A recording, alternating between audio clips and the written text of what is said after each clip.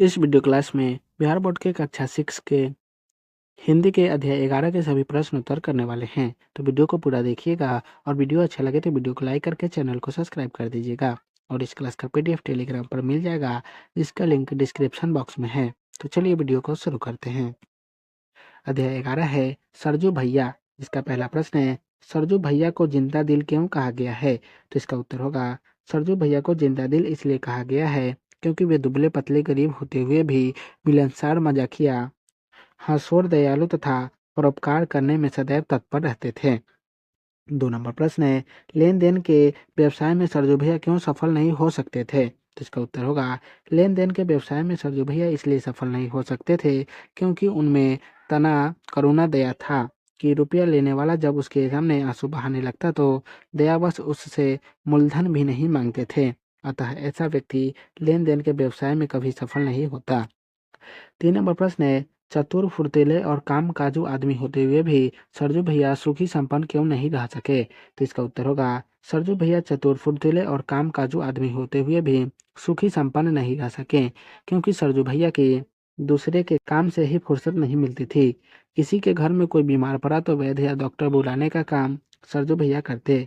किसी को बाजार से सौदा लेना है, सरजू भैया लाते। किसी को किसी संबंधी का खोज खबर लेनी है तो सरजू भैया को भेजा जाता था। किसी को कोर्ट का काम है, सरजू भैया तैयार रहते। अर्थात गांव भर के लोगों का बोझ सिर पर लेकर अपना खेत घर को मटिया मेट कर दिया। भला ऐसा लोग कैसे सुखी संपन्न होगा जिनका जीवन परोपकार में ही बीतता हो। 4 नंबर प्रश्न है, सरजू भैया ने सादे कागज पर अंगूठे का निशान क्यों बनाया? तो इसका उत्तर होगा, सरजू भैया सूदखोर महाजन के कहने पर सादे कागज पर अंगूठे का निशान इसलिए बना दिया क्योंकि वे रुपया गांठ में बंध चुके थे। वे महाजन के व्यवहार से आश्चर्यचकित थे। जो महाजन कभी सरजू भैया से रुपये लेता, आज जब सरजू भैया को रुपये की जरूरत पड़ी तो महाजन ने अंगूठे का निशान लगाने को कहा। सीधे साधे सरजू भैया निशान लगा दिए। 5 नंबर प्रश्न है, अपनी शादी की बात सुनकर सरजू भैया ठठाकर क्यों हंस पड़े? तो वह हंसकर बाट टालना चाहते थे। पाठ से आगे का पहला प्रश्न है, काजी जी डुबले क्यों? शहर के अंदेशों से यह कहावत सरजू भैया पर कहाँ तक चरितार्थ होती थी? तो इसका उत्तर होगा, सरजू भैया के पास इतनी संपत्ति अवश्य थी जितनी से वे अपने परिवार एवं अतिथि सत्कार भी बड़े मजे में कर सकते थे। इसके बाद भी उनके शरीर की हड्डियां ढांचे जैसे दिखती थी। न खाने की चिंता, न अपने काम की। भर दिन परोपकार में व्यस्त होने के कारण ही अपना शरीर तो सुखा, साथ साथ अपनी संपत्ति की भी खूब हानि दिया। इसलिए काजी जी दुबले क्यों शहर के अंदेशों से यह कहावत उन पर चरितार्थ की। 2 नंबर प्रश्न है, आप जोंक, खटमल और चीलर में सबसे खतरनाक किसे मानते हैं और क्यों? तो इसका उत्तर होगा, हमारे विचार से चीलर जोंक और खटमल से सबसे अधिक खतरनाक होता है। तीनों हमारा खून पीते हैं, लेकिन चीलर हमारे शरीर के खून को इतने धीरे से चूसता है कि हमें पता भी नहीं चलता। वह हमारे शरीर में ही सट कर हमारा खून पीता है तथा वह हमारे खून के अपने रंगों में शीघ्र बदल देता है। 3 नंबर प्रश्न है, सरजू भैया के दिनचर्या से आप कहाँ तक सहमत हैं? तो इसका उत्तर होगा, सरजू भैया के दिनचर्या से हम बिल्कुल सहमत नहीं हैं।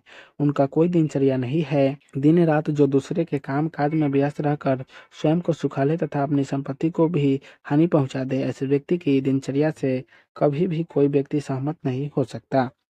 4 नंबर प्रश्न है, सरजू भैया के सेवा सदन का दरवाजा हमेशा खुला रहता है, इस आशय का क्या तात्पर्य है? तो इसका उत्तर होगा, सरजू भैया के सेवा सदन का दरवाजा हमेशा खुला रहने का आशय है कि जब भी, चाहे दिन हो या रात, सर्दी हो या बरसात अथवा चिता पिलाती धूप, जिससे जो भी कहे करने तुरंत तैयार। गांव वालों के लिए डॉक्टर बुलाना, बाजार से किसी का सामान लाना, किसी व्यक्ति को दूसरे गांव से समाचार लाना, सब काम बिना खाए पिए सदैव करते रहते थे। अर्थात दूसरों की सेवा के लिए सदैव तत्पर रहते थे। व्याकरण का पहला प्रश्न है, यदि आपको वाक्य में प्रयुक्त विशेषण को पहचानने में कठिनाई होती है तो याद रखिए। कैसा, कैसी, कितने, किसका, कहाँ का, कब का आदि प्रश्नों से जो उत्तर मिलते हैं वे विशेषण होते हैं। जैसे बेर कैसा है? तो पक्का, खट्टा, मीठा, बड़ा, छोटा इत्यादि। दूसरा, लीची कैसी है? तो बड़ा, मीठी, रसीली इत्यादि। तीसरा, उसने कितने आम खाए? 1, 2, 10, 20 इत्यादि। तीसरा, तुमने कितना दूध लिया? तो 1 गिलास, आधा लीटर इत्यादि। चौथा, यह घोड़ा किसका है? राम का, मेरा, तुम्हारा इत्यादि। पांचवा, यह खिलौना कहाँ का है? तो चीन का, जापान का इत्यादि। छठा, यह मंदिर कब का बना है? राजा मानसिंह के समय, मुगल युग इत्यादि। तो आज के इस वीडियो क्लास को यहीं समाप्त करते हैं। फिर मिलेंगे नेक्स्ट वीडियो में। तो आप सभी को वीडियो देखने के लिए बहुत बहुत धन्यवाद।